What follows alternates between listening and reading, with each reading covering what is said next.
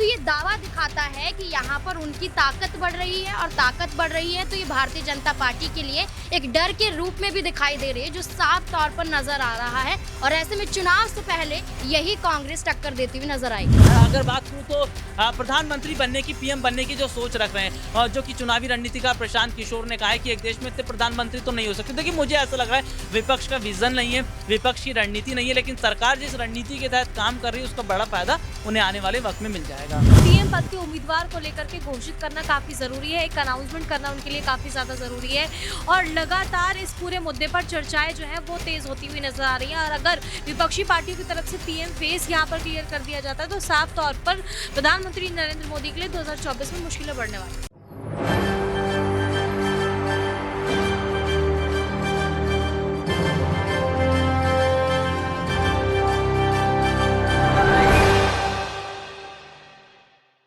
नमस्कार, मैं हूं सिद्धार्थ शुक्ला और आप देखना शुरू कर चुके हैं एसपीएन 9 न्यूज। जिस तरह से देश की राजनीतिक सरगर्मियों के ऊपर अगर ध्यान केंद्रित करें तो आप देखते हैं कि लगातार भाजपा अपने आप को, चाहे वह केंद्र हो, चाहे वह राज्य हो, या फिर राजनीति के हर एक पहलू में, यहां तक कि पंचायतों के चुनाव में भी, नगरीय पंचायतों के चुनाव में भी भाजपा हर तरफ अपने आप को सशक्त करना चाहती है, स्थापित करना चाहती है। ऐसा देखने में लग रहा है कि शायद सत्ताधारी पार्टी का वर्चस्व पूरे देश में इस प्रकार से दिन प्रतिदिन उत्तरोत्तर बढ़ता जा रहा है कि आने वाले समय में यह बात शायद देखने को मिल सकती है कि देश के लोकतंत्र में एक बार फिर से अगर कहीं नजर फेरे तो केवल एक ही पार्टी दिखाई देगी, और शायद उसका नाम होगा भारतीय जनता पार्टी, या उसका सहयोगी घटक, या उसका जो है कह सकते हैं कि अलायंस, एनडीए।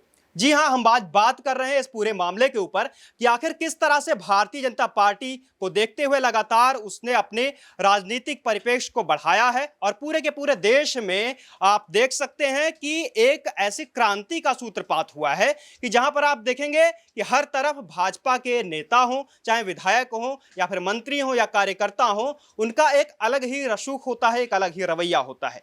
फिलहाल देश में ऐसी तमाम सारी बातें हैं जिसको लेकर के लगातार राजनीतिक गलियारे में हलचल है, लगातार इस बात पर चर्चा हो रही है। चाहे वह आप महाराष्ट्र की राजनीति ले लें, या फिर आप बिहार की राजनीति को उठाकर देख लें, या फिर आप देख लें किसी भी राज्य के हर एक स्थिति में जहां पर भाजपा के नेताओं ने अपने वर्चस्व को स्थापित कर दिया है और विपक्ष लगातार कमजोर होते जा रहा है।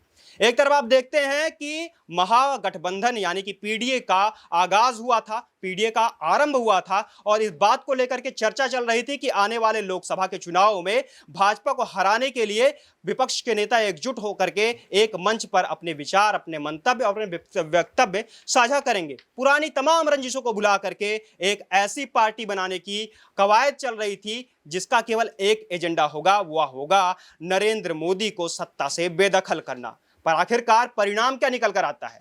हम देखते हैं कि महाराष्ट्र में बगावत होती है, बिहार में सियासी हलचल तेज होती है, बिहार के उप मुख्यमंत्री के ऊपर सीबीआई की चार्जशीट दाखिल होती है, महाराष्ट्र का सबसे प्रमुख विपक्षी दल यानी कि एनसीपी, वहां पर बगावत होती है, और हर तरफ नजर घुमाकर ध्यान दें तो एक ही चीज दिखाई पड़ती है, वह है भारतीय जनता पार्टी की दिन ब दिन बढ़ रही रसूख।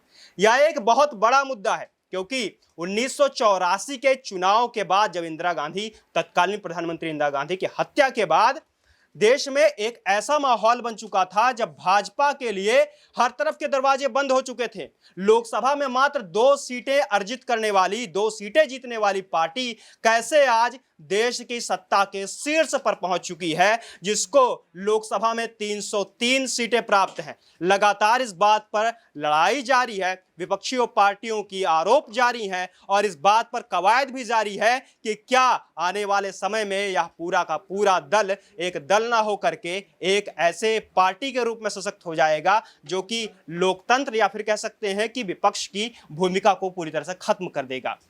कुल मिलाकर के बात यह होने वाली है कि आखिरकार बीजेपी का बढ़ता रसूख क्या देश के लिए और विपक्षी पार्टियों के लिए खतरा बन जाएगा। इसके अलावा बात एक भी और जरूरी है कि क्या बीजेपी जिस तरह से देशवादी, राष्ट्रवादी विचारधारा होने का लगातार दावा कर रही है, इन सब के बाद क्या देखने को मिल सकता है, और देश में इस पूरे के पूरे राजनीतिक परिप्रेक्ष्य को लोग किस नजरिए से देखते हैं, क्या उनका मानना है, क्योंकि लगातार भाजपा 2024 के चुनाव को लेकर के अपनी रणनीति लगातार सशक्त कर रही है और इस बात के ऊपर ध्यान दे रही है कि क्या होने वाला है आगामी चुनाव में, और साथ ही विपक्ष की पार्टियों को तोड़ने के लिए हर संभव प्रयास कब तक होने लगेंगे और कब तक किए जाएंगे। फिलहाल इन सभी मुद्दों के ऊपर बात करना बेहद अहम है। अहम इसलिए भी है क्योंकि लोकतंत्र को खतरा बताने वाले यूपीए की सरकार के तमाम नेता मोदी सरकार के ऊपर यह बात और यह आरोप हमेशा से लगाते रहे हैं कि शायद समय के साथ, काल के साथ यह घटना एक लोकतंत्र को खत्म करने वाली बात होगी। इसी पर हम लोग बात भी करेंगे और यह भी चर्चा करेंगे कि किस तरह से लगातार विपक्ष कमजोर होता जा रहा है। हमारे साथ तमाम हमारे सहयोगी, सहकर्मी और वरिष्ठ कार्यकर्ता भी मौजूद हैं, जिनके साथ हम उनके राय जानेंगे और यह भी जानेंगे कि आखिरकार इस पूरे विचारधारा के ऊपर उनका क्या मानना है। आइए सबसे पहले हम बात करते हैं। सबसे पहले राहुल सर, मैं आपसे पूछना चाहूँगा कि आखिरकार वो क्या कारण है जिसकी वजह से भाजपा अपने आप को सशक्त कर रही है, न केवल केंद्र में बल्कि आप जिस भी राज्य में आप नज़र उठाकर देखते हैं, हर एक राज्य में ही देखने को मिलता है लगातार विपक्ष कमजोर होता जा रहा है। चाहे आप महाराष्ट्र देख लें, बिहार देख लें। क्या सोचते हैं क्या होगा 2024 में विपक्ष का भविष्य? देखिए 2024 के चुनाव को लेकर ही नहीं, अगर सिद्धार्थ बात करें इस साल के चुनाव को लेकर भी जिक्र करते। देखिए इस साल 3 बड़े राज्यों में चुनाव है, राजस्थान, मध्य प्रदेश और छत्तीसगढ़। साल 2024 में लोकसभा चुनाव है और आपने सवाल पूछा देश के प्रधानमंत्री नरेंद्र मोदी को लेकर। देखिए देश के प्रधानमंत्री नरेंद्र मोदी ने 2024 से पहले तमाम, अगर मैं बात करूं तो योजनाएं वो लेकर आए हैं। इसके साथ ही साथ हम ये भी देख रहे हैं कि सरकार को मजबूत बनाने की या सरकार को मजबूत करने का सरकार का प्लान क्या है। देखिए सरकार जो है वो कई योजनाएं लेकर आई है। मैं उन योजनाओं पर थोड़ा सा नजर डालना चाहूंगा, अपने दर्शकों को भी बता दूं। उनमें से एक योजना है उज्ज्वला योजना, जनधन योजना है, बचत खाता योजना है, या इसके अलावा अगर मैं बात करूं योजनाओं का ही तो योजना में हम देखते हैं कि जीरो बैलेंस वाली जो सरकार की पॉलिसी थी, ठीक है। इसके अलावा अगर हम जिक्र करें तो जिस तरीके से देखिए प्रधानमंत्री नरेंद्र मोदी ने कोविड के दौर को, देखिए कोविड का दौर भी याद किया जाता है क्योंकि जब हम पूरे विश्व के अंदर देख रहे थे कि कोविड की कितनी बड़ी मार थी, वहाँ पर मेडिसिन नहीं मिल पा रही थी या खाने पीने की बहुत दिक्कत थी, तो भारत से बहुत सारे जो है सामान पहुँचाए गए थे बहुत सारी कंट्रियों में। और देखिए देखा ये जा रहा है कि देश के प्रधानमंत्री नरेंद्र मोदी का भी हाल ही में 2 दौरा होता है, एक अमेरिका का दौरा होता है और एक मिस्र का दौरा होता है। तो ये दौरे हुए हैं दोनों देशों के, ये भी बहुत ज्यादा ऐतिहासिक माने जाते हैं। देखिए विपक्ष फेल कहाँ हो रहा है या विपक्ष सरकार के बराबर ही नहीं आ पा रहा है। क्यों नहीं आ पा रहा है? क्योंकि विपक्ष की पॉलिसी ही नहीं है, विपक्ष की रणनीति नहीं है, विपक्ष को किन मुद्दों पर चुनाव लड़ना चाहिए ये उनको पता नहीं है। बिहार की राजधानी पटना में विपक्षी पार्टी के नेताओं की एक बैठक होती है। इस बैठक में तमाम बड़े मुख्यमंत्री आते हैं, दिल्ली के मुख्यमंत्री भी होते हैं, पश्चिम बंगाल की मुख्यमंत्री ममता बनर्जी भी हैं, पीडीपी प्रमुख महबूबा मुफ्ती भी आती हैं, ठीक है। हालांकि बहुत सारे इससे बाइकआउट भी करते हैं, इसमें अखिलेश नजर नहीं आ रहे थे, मायावती नजर नहीं आ रही थी। देखिए ये कहा जा रहा है कि 24 के चुनाव से पहले जो विपक्ष एक है ही नहीं, 24 के चुनाव से पहले जो विपक्ष मजबूत ही नहीं है, वो 2024 में मोदी जी का क्या सामना कर पाएगा। देश के प्रधानमंत्री नरेंद्र मोदी जहां तमाम बिल, तमाम कानून लेकर आ रहे हैं, विपक्ष क्या कह रहा है कि मैं प्रधानमंत्री बनूंगा, मैं प्रधानमंत्री बनूंगा। तो एक देश में इतने प्रधानमंत्री नहीं हो सकते, लेकिन बीजेपी की जो स्ट्रेटेजी है वो सीधे सीधे तौर पर जनता को लेकर भी है, कानून को लेकर भी है, देश को लेकर भी है। इसीलिए मुझे ऐसा लग रहा है कि 24 के चुनाव से पहले जो ये विपक्ष है ना कहीं धराशायी होता नजर आएगा। देखिए आखिरी बात मैं बोलना चाहूंगा कि ये जो विपक्ष है 2019 में भी इकट्ठा हुआ था, लेकिन उस वक्त हम क्या देखते हैं कि एक मंच पर तमाम नेताओं का जमावड़ा लगता है, उसके बाद तमाम नेता अलग अलग चले जाते हैं। तो ऐसे में देखा जा रहा है कि तमाम नेता जो है वो अपने अपने प्रधानमंत्री बनने की या अपने अपने अगर बात करूं तो प्रधानमंत्री बनने की, पीएम बनने की जो सोच रख रहे हैं, जो कि चुनावी रणनीतिकार प्रशांत किशोर ने कहा है कि एक देश में इतने प्रधानमंत्री तो नहीं हो सकते। देखिए मुझे ऐसा लग रहा है विपक्ष का विजन नहीं है, विपक्ष की रणनीति नहीं है, लेकिन सरकार जिस रणनीति के तहत काम कर रही है उसका बड़ा फायदा उन्हें आने वाले वक्त में मिल जाएगा। जी जरूर, जिस तरह से आपने देखा कि आपने यहाँ पर देखा विपक्ष की रणनीति के ऊपर खास प्रश्न चिन्ह उठे कि आखिरकार विपक्ष की रणनीति में कहीं ना कहीं कमजोरी आती है। मेरे साथ नाज़मीन है, आइए हम बात करते हैं नाज़मीन से कि किस तरह से राहुल गांधी के वे पूरे के पूरे राजनीतिक परिप्रेक्ष्य को देखते हैं, उनकी रणनीतियों को देखती हैं, और नाज़मीन की काफ़ी विशेष नज़र होती है कांग्रेस और राहुल गांधी के ऊपर। नाज़मीन, मैं जानना चाहूँगा कि राहुल गांधी की रणनीतियों को देख करके आपको क्या लगता है कि आने वाले चुनाव में राहुल गांधी की क्या भूमिका होगी और कांग्रेस को कहाँ तक वे आगे ले जा पाएंगे?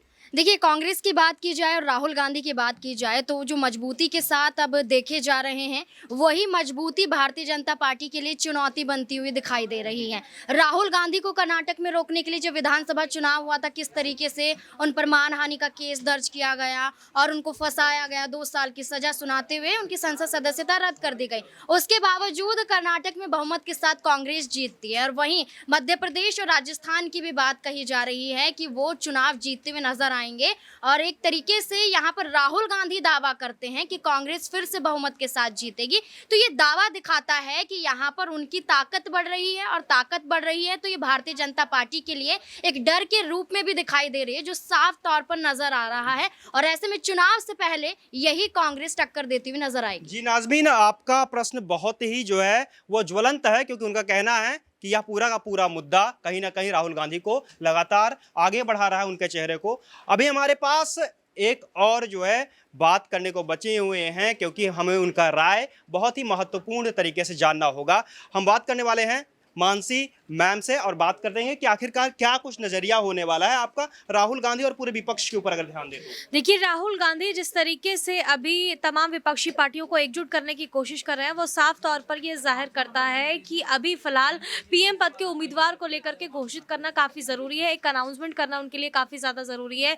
और लगातार इस पूरे मुद्दे पर चर्चाएं जो है वो तेज़ होती हुई नजर आ रही हैं। और अगर विपक्षी पार्टियों की तरफ से पीएम फेस यहाँ पर क्लियर कर दिया जाता है तो साफ तौर पर प्रधानमंत्री नरेंद्र मोदी के लिए 2024 में मुश्किलें बढ़ने वाली है। जी हाँ, तो आप देख सकते हैं कि प्रधानमंत्री मोदी के ऊपर किस तरह से विपक्ष के बारे में लगातार राय रख रहे हैं लोग, और इस बारे में भी रख रहे हैं कि आखिरकार विपक्ष क्यों कमजोर हो रहा है, आखिरकार विपक्ष के कमजोर होने की वजह क्या है, रणनीतियों की विफलता कहां पर सिद्ध होती है। ऐसे तमाम सारी बातें हैं जो विपक्ष को कमजोर कर रही हैं और लगातार सत्ताधारी पार्टी यानी भाजपा को सशक्त कर रही हैं। हमारी नजर लगातार देश की राजनीति पर बनी हुई है कि आखिरकार वो क्या कारण होंगे, वो क्या तथ्य होंगे जो कि भाजपा और विपक्षी पार्टी यानी कि कांग्रेस और यूपीए के तमाम घटकों के बीच में महत्वपूर्ण मुद्दे रखती है। आज के लिए इतना ही। देश और दुनिया की तमाम अन्य खबरों के लिए जुड़े रहिए हमारे साथ, लाते रहेंगे ऐसे ही तमाम कार्यक्रम जो कि राजनीति के ऊपर पैनी परख रखती हो और पैनी नजर रखती हो। आज के लिए इतना ही। देखते रहिए SPN9 न्यूज़। धन्यवाद।